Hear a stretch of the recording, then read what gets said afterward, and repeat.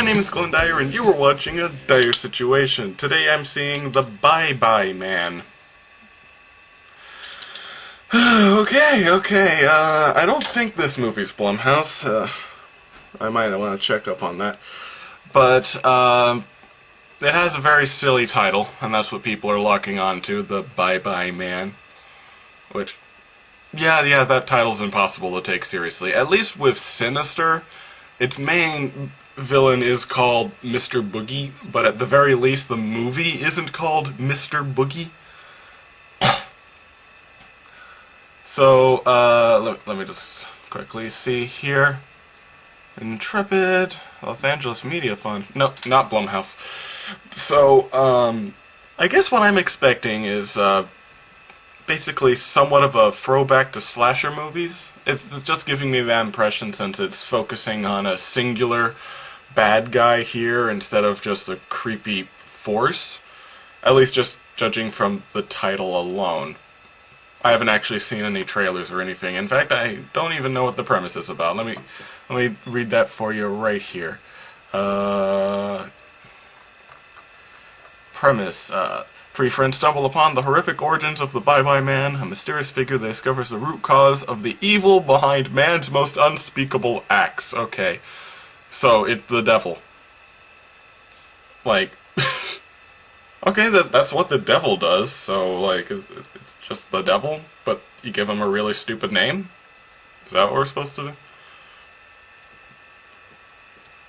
Well, if he's the root cause behind all of man's most unspeakable acts, I am demanding that we have one scene of the spooky Bye-Bye Man standing behind Hitler and, like, messing with his mind and stuff, because if that's the premise, you know, I want it to be so outrageous that, like, because that's the only thing I can imagine it doing well.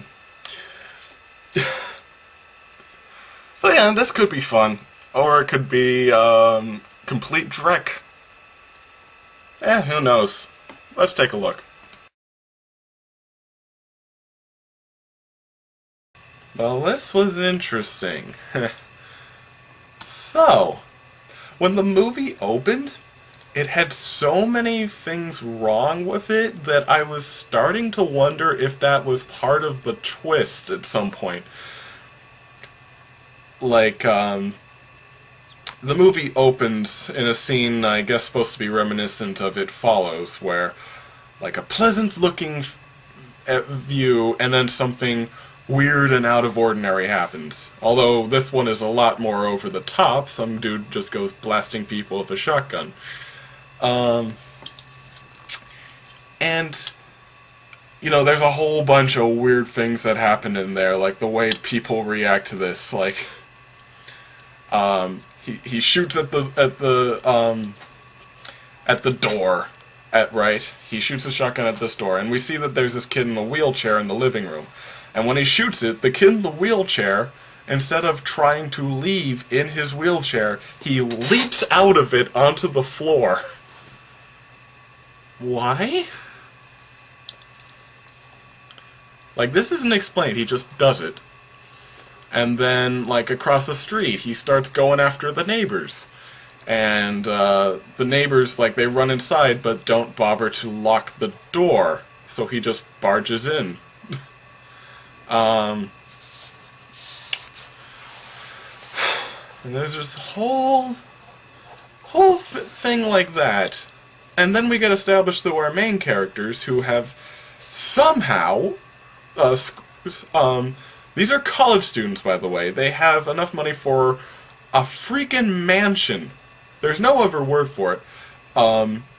The three college students are somehow able to afford a mansion that they just got it, and they're like, oh wow, this is great. And they're like, oh, I can't get this unless you're here with me, though. Like, I won't have enough money for this luxurious mansion without a third person. You know, just really off like that. Which is funny because, like, there's the three characters. There's the guy, the main character, his best friend, and his girlfriend, right? And his girlfriend says it, and she's, like, skeptical of getting the place at first, and I'm like, if you guys can seriously afford that, split between 3 people, this house that should honestly be a fraternity or something, like, fuck yeah, get it. Or, like, investigate into it, because it probably has, like, wood rot or something, if it's that cheap. But, yeah, everything's off. And the actors aren't that good. And in fact, after the mysterious stuff happens, their acting becomes worse. But here's the thing. When I said, like, it got so strange, so weird and terrible that I was starting to wonder if it was part of a twist, I think it actually might. Because our villain, not to get into too much detail, he's a very Lovecraftian kind of thing. Never fully explained, nor do you really need to, but needless to say, people just start going insane. And believe it or not, the bad acting in this movie actually helps it. Because every little thing they do is off. Everything. The way they deliver lines, the way they react to things, it's as if they have some sort of mental disorder. And it works. It actually builds up the tension a little more. Which is spectacular. That you can take something like that. Like some generic movie about 3 kids moving into a spooky house and all the actors are horrible and all that, and turn it into something that is actually incredibly suspenseful and, quite frankly, terrifying. Just from the premise. If I'm being honest here, like, it took a long time for it to do it, but it got a big grin on my face just from how effective this was. Like, really, really much so. There was even one point where I thought, oh, yeah, this is the point where they totally mess it up. Which is where they were looking for information on the entity that's chasing them. And they find out some stuff, and eventually our hero comes to a conclusion.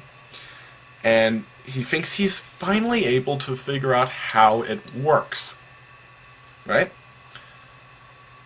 And he actually does prevent it from doing something. So it seems, alright, here's the point where the movie turns into Lights Out, where they have some sort of method against the monster and somehow win through bullshit or something, but no.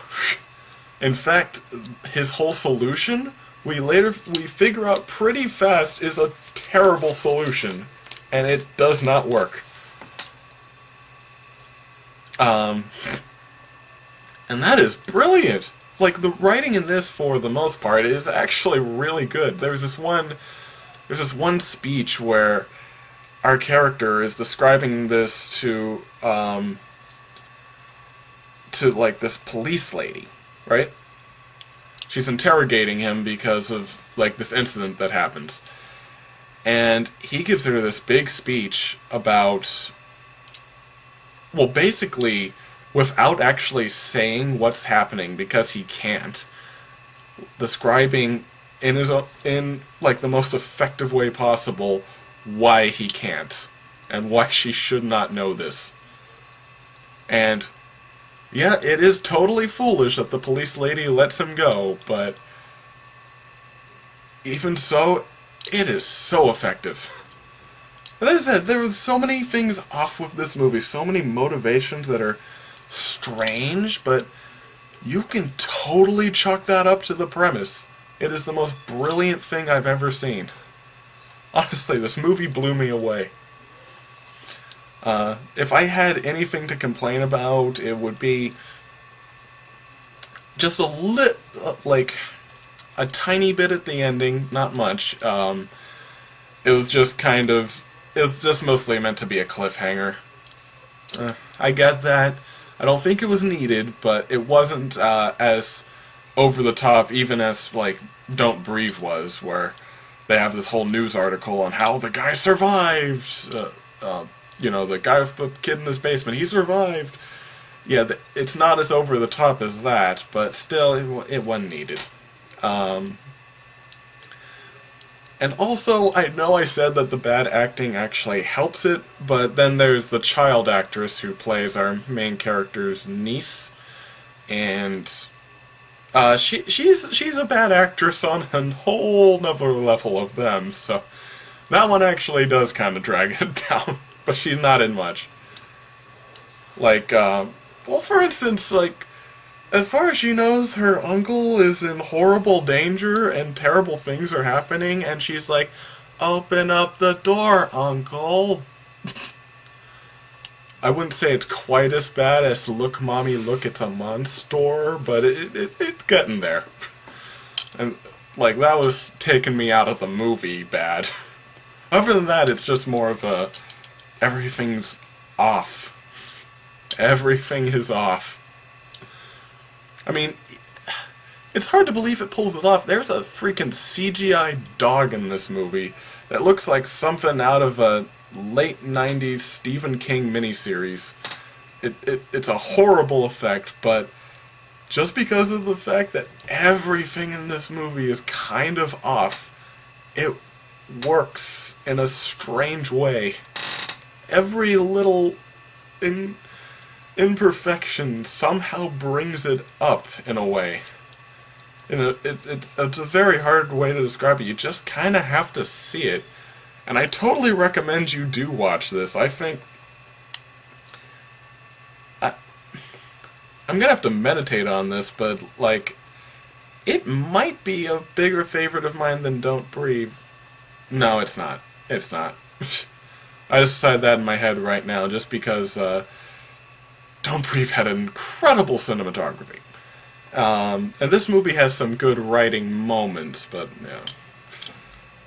But still, so far, best horror movie of 2017, because it's the only horror movie of 2017, unless you count Underworld 5, which, no. So, yeah.